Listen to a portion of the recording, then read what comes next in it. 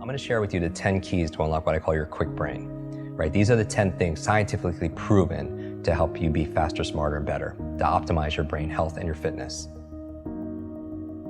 And now, every single thing I'm going to say, nobody's going to debate, right? They're going to say, yes, of course, but common sense is not common practice. So what I'm going to ask people who are watching this is to rate yourself 0 to 10. How well am I doing in this one area? Like in terms of how I'm eating or exercising or something. And then you'll notice, everyone wants to know what the magic pill is. There's no magic memory pill. They're magic memory processes, right? If everyone wants to know the one silver bullet, you have to do all of these things because that's what falls within the focal point, meaning the 80-20 rule, the 20% that gives you 80% of the results and the rewards. So really fast, the 10 keys for unlocking your quick brain. Number one is good brain food, all right? Good brain food, because you are what you eat. What you eat matters, especially to your gray matter.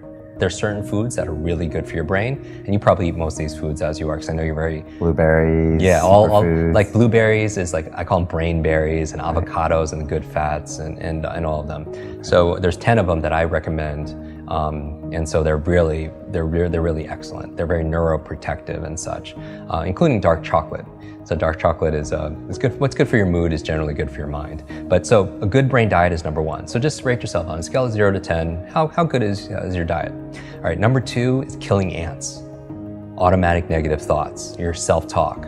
And so what I would recommend people, 0 to 10, how's that feel? How well are you doing? And not only that, but maybe going on a little fast or a cleanse. Like we cleanse the food we eat and things we put in our body, but what about the thoughts that we're putting in our body? Try to do 30 days of no negative thoughts. I mean, yeah, one day. Or not complaining or something right, like no that. Complaining challenge, because it's just, again, people get so addicted to these things like, complaining and whatever you're rehearsing, you're literally rewiring your brain to get more of that. It's not law of attraction. There's a law of action that's going on. That makes it, because all behavior is belief driven. And so you're wiring your brains to be really rehearsing those things. That's why they say that the fearful person dies 1,000 times, like a coward dies 1,000 times in their mind, and a non-coward, like a brave person dies just once. Because every time you're rehearsing, oh, I'm scared of public speaking, you do it over and over again, not only do you get the fear of it every single time, because your mind doesn't know the difference between something you vividly imagine and something that's real. Literally, if you were to put on a brain sensing device, the same parts of your brain that would light up if a dog walked in, you see what parts of your brain lights up, and if you imagine that dog walking in, the same exact parts of your brain will light up. So the mind doesn't know the difference. It's the most powerful tool you have is your imagination. Our thoughts are things, and it's activating our imagination. So, don't do it to rehearse your fears and the things that are negative, right? Only have thoughts of things that you want to really happen. Okay. So the third thing, exercise. Okay. People, really, we know. Number 4, brain nutrients. Omega-3s, the DHAs, the ginkgo biloba, vitamin B, B12s. And this is a subject that comes up because, a lot of people travel, they have fast food lifestyles, and, but maybe they're lacking in certain supplements. And what I would say is, I'm not a nutritionist, I'm not anything that ends on an ist, but go to a doctor, a good functional medicine doctor, have a blood test. And I say the same thing for diet. When people say what's the best, do food sensitivity tests, see what your blood says, red, yellow, green, red, stay away from, yellow, sparingly, green, and see how you flourish on it afterwards, right? And then test it. But same thing with nutrient profile. You can see what you're deficient at. Because if you're low on B vitamins, if you're low on DHA, then you're gonna have cognitive issues, right? So supplement. 5th thing that you want to optimize your brain is a positive peer group. We know who you spend time with is who you become. And it's not just a positive thinking, affirmation quote. Literally, you have mirror neurons, and your mirror neurons in your nervous system is when you could watch a sport or watch a movie and you could feel what they feel.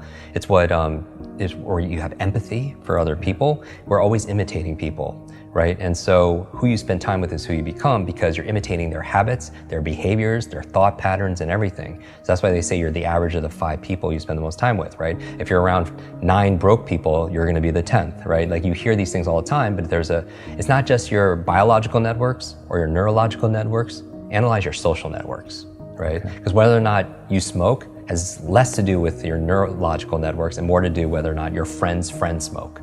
It's going to have more of an influence. 6th thing for your brain, clean environment. We know a clean environment is good for your brain. At an anecdotal level, when you clean your desk or you clean your laptop off, you have clarity of thought, right? But I don't just mean that. I mean clean air, clean water, because there's a lot of pollutants that's not good for your cognition, right? So from there, we have number 7, sleep. This is a big one for so many people. Sleep is so important for your brain for 3 reasons. Number one, it's where you consolidate short to long-term memory. Everyone who pulled an all-nighter back in university, that hurt you because you need that sleep. Number two, it's where you clean out the plaque that could lead to brain aging challenges. And that's what the latest research is saying in terms of leading to dementia and such. And then the third reason is because when you dream. And here's the thing, you're like, Jim, what does that have to do with anything, Jim? It's like, you don't know how many amazing ideas and invention, literature, works of art came in dream states. Like, did you know, like I mentioned Mary Shelley, here in London, Frankenstein came to her in a dream. Paul McCartney came up with Yesterday in his dream. Like a chemist came up with the periodic table in his dream. Elias Howe created the sewing machine in his dream, right? Like, what are you dreaming about late at night? Because when you are working all day and you're learning all day, your brain doesn't shut off at night. At night, it's more active. People don't realize that. You think it's just not happening. It's actually more active, and it's coming up with solutions, and it's integrating stuff in the form of dreams. Number 8 is brain protection, meaning that, like I work with a lot of athletes, high performer athletes. Concussions are a big deal, right? And I've had a number of TBIs, traumatic brain injuries. But not just that, I did a whole episode on electromagnetic fields. Like, people don't realize that like our smart devices, like our brains didn't really evolve to have like all this electricity like right by our brains, And I read recently that 90% of kids sleep with their phones underneath their pillows. I mean, who knows the effect that's having? So better avoid it. Protect your brain. Okay. Wear a helmet. And then finally, 9 and 10. Ninth key to keeping your brain alive is new learnings. Right? The neurogenesis and neuroplasticity means neurogenesis, you could create new brain cells the day you die. Science never thought that. Neuroplasticity is saying you could create new connections. The way to improve neurogenesis, neuroplasticity, 2 things: novelty and nutrition. Okay. Just like when you're an athlete, just like training your body, you give it novelty or stimulus, and then you feed it with nutrition, right? And so that's how you build your mental muscles too. Finally, number 10, stress management. Stress management, meaning people don't realize it because it's invisible, but it's like you don't realize how much stress you're under until you're on vacation or you're getting a massage. You don't realize because it's all there all the time. It's like the fish that they don't see the water because it's there all the time. So what are we doing to cope? Meditation, relaxation, massage, yoga, whatever it is that gets us stressed.